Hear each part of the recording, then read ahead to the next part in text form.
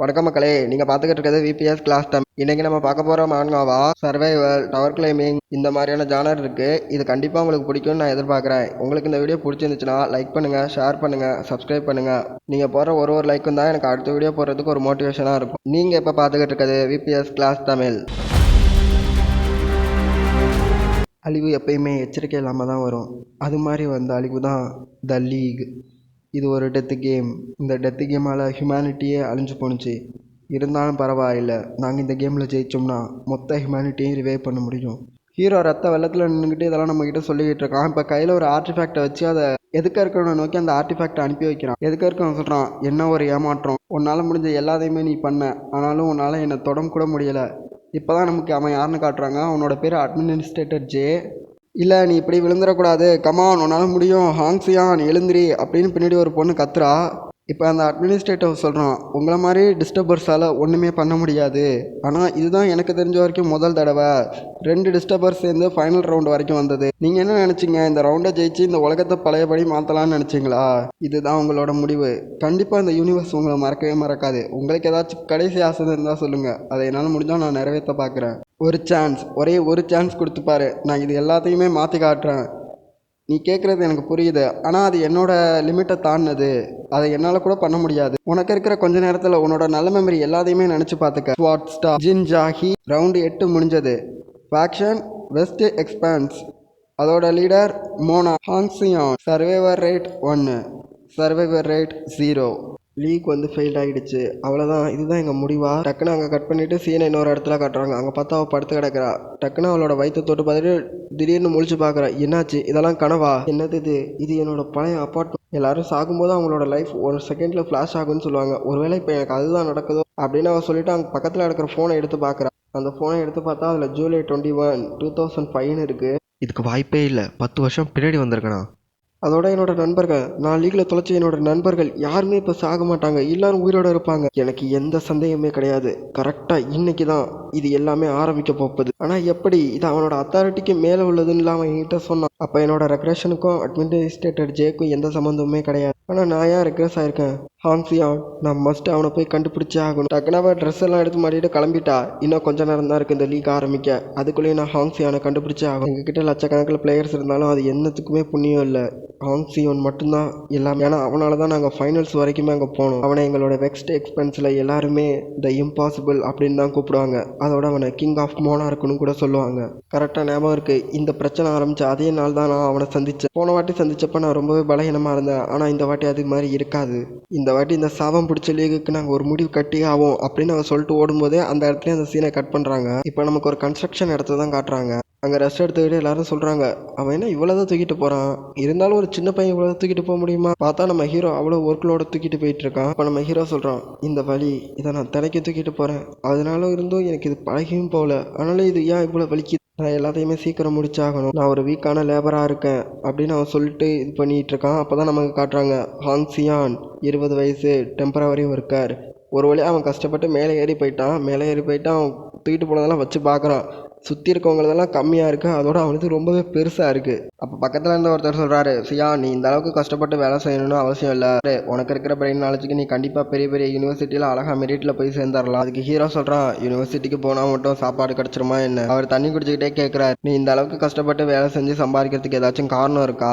இது என்ன கேள்வி? நான் இவ்வளோ கஷ்டப்படுறதுக்கான ஒரே காரணம் என்னோட தம்பி நல்லா இருக்கணுங்கிறதுக்கு. அதுக்கு அவர் சொல்கிறாரு, நான் பார்த்ததுலேயே ரொம்பவே நல்ல பையனா அது நீ தான் சியான், இதான் அவனோட சம்பளம், இதில் வழக்கத்தை விட அதிகமாகவே இருக்குது, ஏன்னா நீ மற்றவங்கள விட அதிக வேலை செய்கிற. ஹீரோ கேட்குறான், ஏன்னா அதுக்குள்ளேயும் போகணுமா? ஆனால் இன்னும் தான் நேரம் இருக்கே வேலை முடிய, நீ உன் சம்பளத்துக்கான வேலையை நீ எப்பயோ செஞ்சுட்ட சியான் அப்படின்னு அந்த ஒர்க்கர் சொல்கிறாரு. அதோட இன்னைக்கு உன் தம்பி பர்த்டே, என்ன சீக்கிரமாக போகணுமா இல்லையா? எல்லாமே இருக்கட்டும், உன் தம்பிக்கான கிஃப்ட் என்னன்னு முடிவு பண்ணியா இல்லையா? நான் ஒன்று யோசிச்சு வச்சிருக்கேன். இப்போ சீன் அப்படியே அங்கேயே கட் பண்ணுறாங்க. இப்போ ஆனட் ஷாப்பிங் மால்னு ஒரு மாலை காட்டுறாங்க. இப்போ அந்த ஷாப்பிங் மாலில் உள்ள ரிசப்ஷனிஸ்ட் சொல்கிறாங்க, வெல்கம் கஸ்டமர், உங்களுக்கு நான் என்ன உதவி பண்ணணும்? அதுக்கு நம்ம ஹீரோ சொல்கிறான், எனக்கு ஒரு சின்ன தம்பி இருக்கான், அவன் இந்த ஹைட்டில் இருப்பான், அவனுக்கு ஏற்ற மாதிரியான ட்ரெஸ் இருக்கா, அதோட அவனுக்கு 13 வயசு ஆகுது. உடனே அவங்க சொல்கிறாங்க, 13 வயசுனா அவன் மிடில் ஸ்கூல் போகிறதுக்கு ரெடி ஆகிட்டான், அவனுக்கு இந்த மாதிரியான ட்ரெஸ் தான் செட் ஆகும் பர்ஃபெக்டாக, இதை யூனிஃபார்ம் மேலே போட்டான்னு சொன்னால் பார்க்க அழகாக இருப்பான். இப்போ ஹீரோ யோசிக்கிறான், இதோட விலை ரொம்பவே அதிகமாக இருக்குது, அதோட 30% தான் டிஸ்கவுண்ட் போட்டிருக்காங்க. 1,20,000 யுவான்ஸுங்கிறப்ப இதுக்கு நான் நிறைய நாள் வேலைக்கு போனால் தான் எனக்கு இவ்வளோ அமௌண்ட்டே சேர்க்க முடியும். ஆனால் எல்லா நாளும் வேலை இருக்கிறது இல்லை. அப்படி இருக்கிறப்ப இந்த 1,20,000 யுவான்ஸுங்கிறது இது ஒரு மாதத்துக்கான சாப்பாடும் அப்புறம் கரண்ட் பில்லுக்கே கரெக்டாக இருக்கும் அப்படின்னு ஹீரோ மனசுக்குள்ளே யோசிக்கிறான். இப்போ ஹீரோ வந்து அவன் தம்பிக்கு ஃபோன் அடிக்கிறான். ஜின்ஹோ என்ன பண்ணுற? ஹாங் இன்னைக்கு என் பிறந்த நாள், அதனால நம்ம இன்னைக்கு சிக்கன் சாப்பிட்லாமா அப்படின்னு அவன் கேட்குறான். உனக்கு அது கஷ்டமாக இருந்தால் பரவாயில்ல, நீ என்ன சமைக்கிறியோ அதை நான் கண்டிப்பாக சாப்பிடுவேன், அது நல்லா இருக்கும். ஆமால, அவனுக்கு பிறந்த நாள் வருஷத்தில் ஒரு தடவை தானே வருது. அப்படி இருக்கும்போது நான் இந்த காஸ்ட்லியான சட்டையை வாங்கினா என்ன அப்படின்னு ஹீரோ மனசுக்குள்ளேயே யோசிக்கிறான். சரி கவலைப்படாத, நான் வரும்போது சிக்கன் வாங்கிட்டு வரேன் அப்படின்னு ஹீரோ சொல்லுமே அவன் தம்பி கத்த ஆரம்பிச்சிடான். நம்ம இன்னைக்கு சிக்கன் சாப்பிட போகிறோம், ரொம்பவே நன்றி ஹா. சரி நான் இதே வாங்கிக்கிறேன், இதை பேக் பண்ணிவிடுங்க அப்படின்னு அவங்கள்ட்ட சொன்னோன்னே ஒரு நிமிஷம் வெயிட் பண்ணுங்கள், இதை நாங்கள் பேக் பண்ணிடுறோம் அப்படின்னு சொல்லிட்டு அவங்க பேக் பண்ணிக்கிட்டு இருக்கும்போது ஹீரோ சொல்கிறான், எதுக்கும் ஒரு வாட்டி நம்ம டபுள் செக் பண்ணிப்போம், காசு கூட இருந்தாலும் இருக்குன்னு. அவன் பண்ணுறதுக்குள்ளேயுமே அவங்க அதை பேக் பண்ணி அவன்கிட்ட கொடுத்து, சரி நீங்கள் வந்ததுக்கு ரொம்ப நன்றி, திருப்பியும் வாங்க. ஹீரோ இப்போ வாங்கின அந்த சட்டையை பார்த்துக்கிட்டு இருக்கான். இதுக்கு முன்னாடி நான் 1,00,000 யுவான் கொடுத்து இது மாதிரியான காஸ்ட்லியான பொருள் எதையுமே வாங்கினதில்லை, இது கண்டிப்பாக அவனுக்கு பிடிக்கும்னு நான் நினைக்கிறேன்.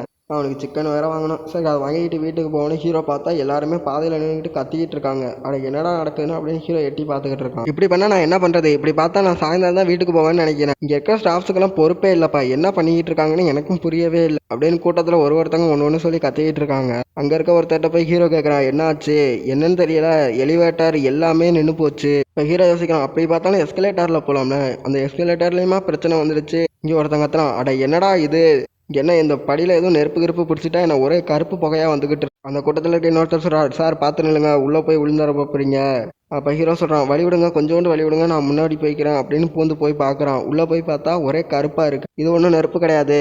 அப்படி நெருப்பு பிடிச்சிருந்துச்சுன்னு சொன்னால் அதோட ஸ்மெல்லே ரொம்ப டார்க்காக இருக்கும். ஆனால் இது அப்படி இல்லை, இது வேற என்னமோ அப்படின்னு ஹீரோ யோசிச்சுக்கிட்டு இருக்கான். இது நெருப்பு இல்லைனா அப்புறம் அந்த கருப்பு புகை என்னன்னு அப்படி எட்டி பார்க்கும்போது உள்ளே பார்த்தா டாட்டாக கருப்பாக ஏதோ படர்ந்து இருக்கு. ஹீரோ அதை பார்த்துட்டு டக்குன்னு கையை எடுக்கிறான். எடுத்த வேகத்தில் அந்த டோர் அப்படியே க்ளோஸ் ஆகிட்டு, என்னப்பா அந்த புகை வர படிக்கட்டு அப்படியே மூடிக்கிச்சு, ஒருவேளை ஃபயர் அதிகமானதுனால க்ளோஸ் பண்ணியிருப்பாங்கன்னு நினைக்கிறேன். அப்போ ஹீரோ சொல்கிறான், இல்லை நான் கண்டிப்பாக அதுக்குள்ளே எதையோ பார்த்தேன், அது ஒன்றும் நெருப்பு கிடையாது, அது நல்லா டாட்டாக தெரிஞ்சிச்சு. அப்போ மைக்ரோஃபோனில் யாரோ சொல்கிறாங்க, microphone testing 1 2 3. Ladies and gentlemen, என்ன மன்னிச்சிருங்க, இந்த மாலில் நடக்கிற பிரச்சனைனால இப்போ நாங்கள் மாலை க்ளோஸ் பண்ணியிருக்கோம், இன்னும் கொஞ்ச நேரத்துலேயே நாங்கள் இதை சரி பண்ணிவிடுவோம் அப்படின்னு அந்த வாய்ஸ் சொல்லிட்டு கட் ஆகிடுது. எல்லாரும் அதை மேலே பார்த்துட்டு இவங்க என்ன பேசுகிறாங்க எனக்கு ஒன்றுமே புரியலை. இன்னொருத்தர் கேட்குறாங்க, யாரோட ஃபோன்லாச்சும் இங்கே சிக்னல் இருக்கா? ஏன்னா என் ஃபோனில் அறவே சிக்னல் இல்லை, உங்கள்கிட்ட யாருக்காச்சும் சிக்னல் இருக்கா? இந்த அனௌன்சர் சொல்கிறத பற்றி பார்த்தா அது உள்ளே இருக்கிறது ஒன்றும் ஃபயர் கிடையாது, இவங்க எதையோ மறைக்கிறாங்க அப்படின்னு ஹீரோ மனசுக்குள்ளேயே யோசிக்கிறான். அடச்சா ஃபோனில் வேறு சிக்னல் இல்லை, இந்த மாலில் ஏதோ பெரிய பிரச்சனை இருக்குன்னு நினைக்கிறேன். இப்போ பார்த்தா ஹீரோட ஃபோனில் நோ டேட்டா சர்வீஸ் அப்படின்னு காட்டுது. இங்கே என்னடா நடக்குது அப்படின்னு இன்னொருத்தங்கிட்ட கடந்து கத்திக்கிட்டு இருக்கான். ஹீரோ யோசிக்கிறான், அது ஒன்றும் ஃபயர் கிடையாது, கண்டிப்பாக இந்த மாலில் ஏதோ ஒரு பிரச்சனை இருக்குது, இப்போ சிக்னலும் கட் ஆகிட்டு அங்கே இருக்கிற எல்லாருமே ஒன்று சொல்லி புலம்பிக்கிட்டு இருக்காங்க. அப்போ ஹீரோ பார்க்குறான், இங்கேருந்து போக வேற வழி கண்டிப்பாக இருக்கும். இப்போ டக்குன்னு எல்லார் ஃபேஸ் முன்னாடியும் சிஸ்டம் வருது. அதில் என்ன போட்டிருக்குன்னா, அழிவு மட்டும்தான் இனிமேல் எங்கே பார்த்தாலும் நிகழும். அட இது எங்கேருந்து வந்துச்சு? எல்லா பூமிவாசிகளுக்கும் என்னோட வழக்கம், இப்போ வந்து எர்த் வந்து எங்களோட செக்டாருக்கு கீழே வந்துருச்சு, இனிமேல் இது ஒரு ப்ரோக்ராம் ஷோ மாதிரி நடக்க போகுது அப்படின்னு அந்த சிஸ்டத்தில் போட்டிருக்கு. பூமிவாசிகளோட எண்ணிக்கை அதிகமாக இருக்கிறதுனால அவங்களோட எண்ணிக்கை கண்டிப்பாக குறைக்கப்பட போகுது, இனிமே தான் இந்த லீக் ஆரம்பிக்கவே போகுது அப்படின்னு ஒரு மெசேஜ் வருது அந்த சிஸ்டத்தில்.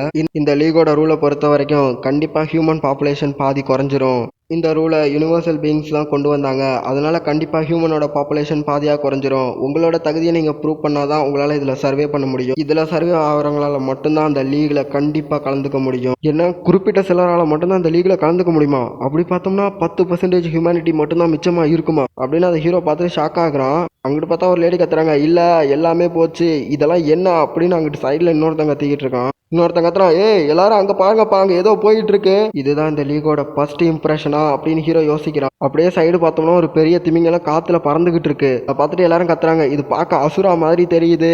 அசுராங்கிறது கொரியாவில் உள்ள மித்திக்கல் ஸ்டோரிஸில் உள்ள ஒரு கேரக்டர். என்ன அளவு இது, இதோட எப்படி எங்களால் சண்டை போட முடியும்னு நினைக்கிறாங்க. இதுக்கு எங்களுக்கு ஏணி வச்சா கூட எட்டாது, அந்த அளவுக்கு பவர் பேலன்ஸ் வித்தியாசமா இருக்கு. இன்னொருத்தங்க கூட்டத்தில் இருக்க ஒருத்தங்க தான், நம்ம எல்லாருமே கண்டிப்பா சாக போறோம். எல்லாரும் பயத்துல விழுந்தடிச்சு ஓட ஆரம்பிக்கிறானுங்க அந்த இடத்த விட்டு. ஹீரோ மட்டும் அப்படியே பார்த்துக்கிட்டு நிற்கிறான். அந்த கூட்டத்தில் இருக்க ஒருத்தனும் ஒன்று சொல்லி கத்திக்கிட்டு இருக்கான், அம்மா என்னை காப்பாத்துங்க, வழியோ விட்றா, ஐயோ என் கால் நகரவே மாட்டேங்குது, நான் என்ன பண்ணுவேன்? வெளியில இவ்வளோ மான்ஸ்டர் இருக்கிறது உண்மைனா ஜின்ஹோ அவன் வீட்டில் தனியாக இருப்பான், இப்போ அவன் என்ன பண்ணுவான்? இதுக்கு மேலே பொறுமையாக இருக்க முடியாது. இந்த எலிவேட்டரும் மால் ஃபங்க்ஷன் ஆயிடுச்சு, அதோட இங்கே பவர் சப்ளையுமே இல்லை, அதோட எமர்ஜென்சி எக்ஸிட் அந்த எலிவேட்டர் ரெண்டையுமே க்ளோஸ் பண்ணி வச்சிருக்காங்க. அதனால அந்த கருப்பு போக இருக்கிற பக்கமும் போக முடியாது, ஏன்னா அது சேஃப் கிடையாது. இப்போ எனக்கு இருக்கிற ஒரே வழி அந்த எஸ்கலேட்டர் தான். அடச்சா இந்த எஸ்கலேட்டர்லையுமே அந்த கருப்பு புகை இருக்கு. இந்த கருப்பு புகை எப்படி இவ்வளோ வேகமாக பரவ முடியும்? இது கண்டிப்பாக மால் ஃபங்க்ஷன் பிரச்சனை கிடையாது. அடடா நான் இப்போ எக்ஸிட்டை கண்டுபிடிச்சே ஆகணுமே, இப்போ நான் என்ன பண்ணுவேன்? கண்டிப்பாக இந்த மாலை விட்டு நான் வெளியே போயே ஆவேன். கொஞ்ச நேரம் பொறுமையாக இருந்துச்சுன்னு நான் வந்து உன்னை காப்பாற்றுறேன். இப்போ நமக்கு கீழே பேஸ்மெண்ட்டை காட்டுறாங்க. பேஸ்மெண்ட்டில் பார்த்தா ஒரே சத்தமாக இருக்கு. அதில் ஒருத்தன் சொல்கிறான், ஏன்னா அது ஏலியனா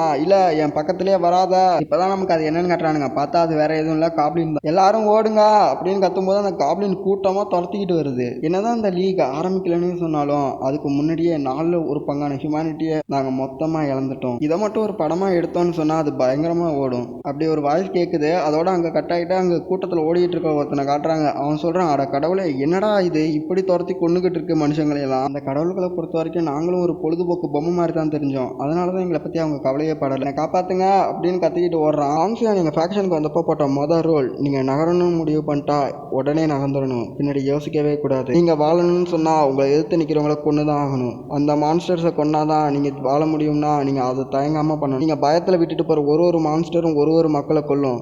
இப்போ தான் நமக்கு காட்டுறாங்க யார் இந்த வார்த்தையெல்லாம் சொல்கிறதுன்னு. பார்த்தா அது வேறு யாருமே இல்லை, நம்ம ஹீரோயின் தான். அவங்க அப்படி சொல்லிட்டு குறுக்க வர எல்லா மான்ஸ்டரையும் போட்டு தடால் புடால்னு வெட்டி எஞ்சிக்கிட்டு இருக்காங்க. இது உன்னோட முறை ஹாங்ஸியா, நீ போட்ட ரூலை நீயே ஃபாலோ பண்ண வேண்டிய டைம். உன்னோட பிரைம் பவரில் பார்த்தோம்னா இவங்கெல்லாம் சும்மா உனக்கு கால் தூசி மாதிரி. ஆனால் இப்போ இதுங்கெல்லாம் உனக்கு பெரிய மலை மாதிரி வேணா தெரியலாம். போன முறை உன்னை கண்டுபிடிக்க எனக்கு 2லேருந்து 3 மணி நேரம் ஆச்சு ஹாங்ஸியான்.